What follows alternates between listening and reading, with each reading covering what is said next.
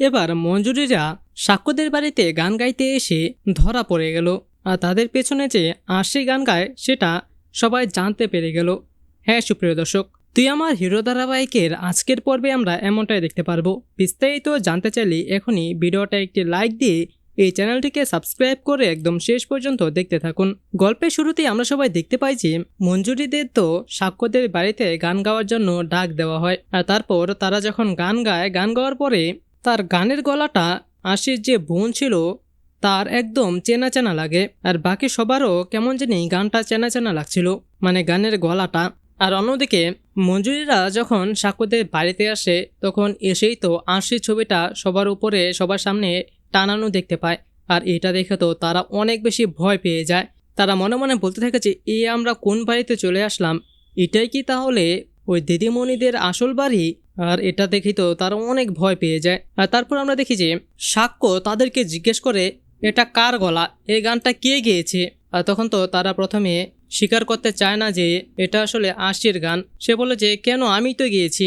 আর তখন আমরা দেখতে পাই যে কাকু এসে সবার সামনে বলতে থাকে যে মঞ্জুরিদি, আমি কিন্তু আশির গলা খুব ভালো করে চিনি, তাই কোনটা আশির গলা আর কোনটা অন্য কেউর গলা সেটা আমাকে শেখাতে এসো না। আর তারপর আমরা দেখি সাক্ষ্য তাদেরকে বলতে থাকে যে আচ্ছা তোমরা অন্য আরেকটা গান গাইতে পারবে।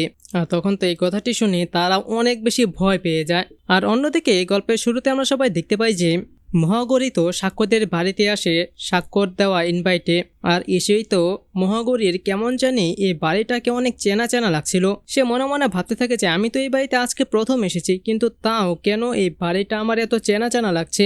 আমার কেন মনে হচ্ছে এই বাড়িটা আমি অনেক বছর যাবৎ চিনি, আর কেন এই বাড়িটাকে আমার এত আপন মনে হচ্ছে।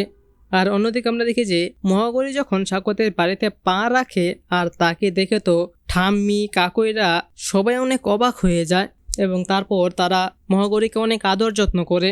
আর মহাগৌরীও তো তাদের আদর যত্ন পেয়ে তাদেরকে অনেক কাছের মনে হয়, নিজের আপনজন মনে হয়। তো সুপ্রিয় দর্শক, কি মনে হয় আপনাদের, এবার কি তাহলে মঞ্জুরি দিদিরা ধরা পড়ে যাবে এবং আশির খোঁজ পেয়ে যাবে? কি মনে হয় আপনাদের? এ নিয়ে আপনাদের মূল্যবান মতামতটি নিচে কমেন্টে জানিয়ে দিন, এবং এরকমই প্রতিদিনের সব আপডেট সবার আগে পেতে চাইলে এখনই আমাদের এই চ্যানেলটিকে সাবস্ক্রাইব করে দিন। ধন্যবাদ সবাইকে।